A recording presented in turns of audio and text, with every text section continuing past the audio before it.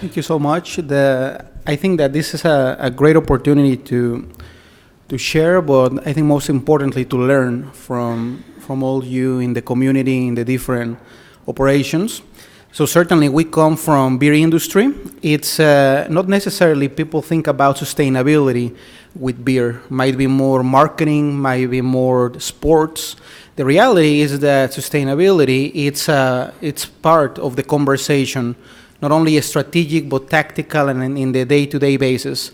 So as many people has mentioned before, depending on the industry, depending on the company you are working and collaborating, the definition of sustainability might change depending on what are your stakeholders.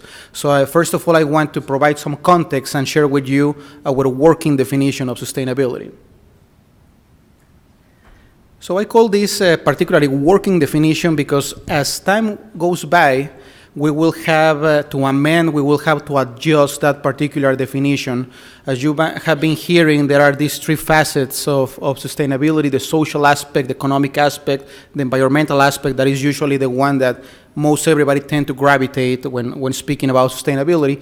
The reality is that for us as a beverage company, we're trying to make this meaningful impact in the community, but also if it's not an enough tall order already to cover those three facets of sustainability, we want to make this impact across the organization and outside of the organization. So you might ask, what kind of external stakeholders could a beer company has? So first of all, we have an equivalence of those three facets of sustainability. One of them has to do with our license to operate. As a beer company, there are a lot of implications in your labeling, in the potential use and misuse of your product. So the alcohol responsibility arm of things is what we call great times. All the training, everything that goes into the different accounts that serve our product, all the different research that we engage with universities to understand the effects of alcohol in the community and the potential opportunities that we have as an organization go into there. Also, the glamorous job of signing all the partnerships with the major leagues in sports, entertainment, music, it goes to great times. Now, the second one, great environment, has to do with the traditional aspect, manufacturing, everything that happens in the brewery, all that millions of gallons of water that are used every day are part of it. But the reality is that the low-hanging fruit of manufacturing has already been taken, reducing waste, going landfill-free, reducing energy, reducing your carbon footprint. That's the usual suspects. The reality is that this company calculated a water footprint end-to-end, from the fields where we grow barley and hops all the way to retailing and where our product is actually consumed. And we realize that only 10% of our operations, of our water impact, only 10% happens at the brewery. So yeah, the brewing materials, the brewing aspect is very important. You are just writing the sustainability report for this year. We are reporting out a little bit more than 117 million gallons of savings in the brewery. But that's only less than 10% of our impact. So fortunately for this company, we have this third stool this leg of the stool, that is the community aspect that many people tend to associate with the corporate social responsibility side of things.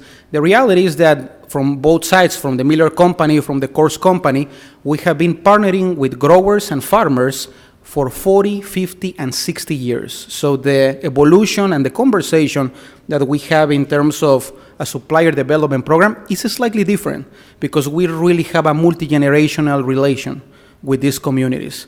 These communities in Colorado, Idaho, Wyoming, Montana. So we're talking about almost 900 families that have entrusted this partnership with us, that they have opened their homes to us and allow us to build a relationship. So part of what the sustainability team does is to improve the conditions, to improve the level of services that these communities experience. How? By investing in the community, in railroads, grain elevators. From a risk management standpoint, a company like us is always running with one full year of grain already stored, just in case that a blizzard, a tornado, or a different occurrence takes place and puts down a different section of the community. So also, we have been looking at how we better understand about resource stewardship, and what better opportunity to understand by visiting the barley growers. All the communities that have been for many, many years great stewards of the land. A lot of the things that we do is through partnerships. It doesn't matter how big or small you think you are. As it was mentioned early in the morning, you just need to be part of something bigger.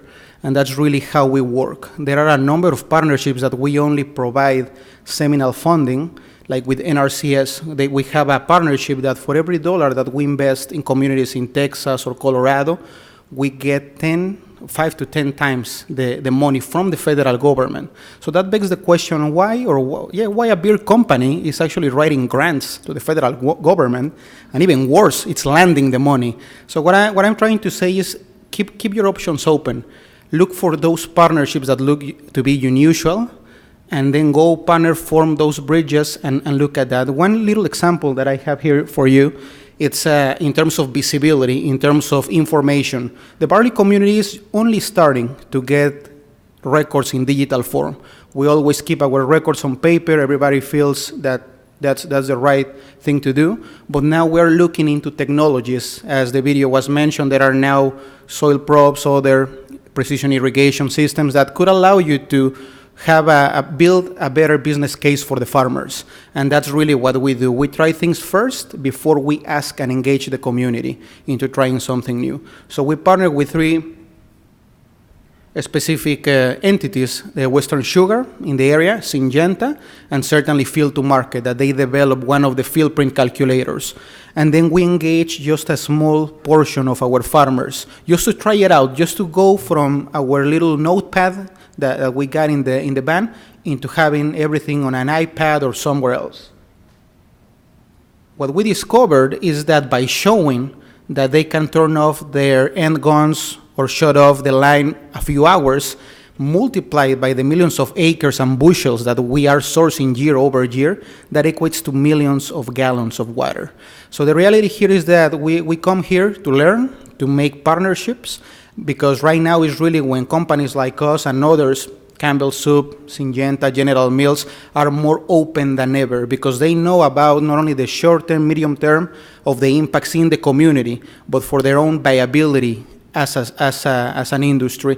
And as they mentioned yesterday before, we couldn't have all this, first and foremost, if we don't have the soil health, and also if you don't have a thriving community, if you don't have a thriving ecosystem, then any business, it doesn't matter how good its shape or think out, it won't make it. So all this to say that we look forward to learn from this community. I think we are just trying to improve little by little, as we say, one pint at a time. And with that, I'll leave you also with Mark. Thank you.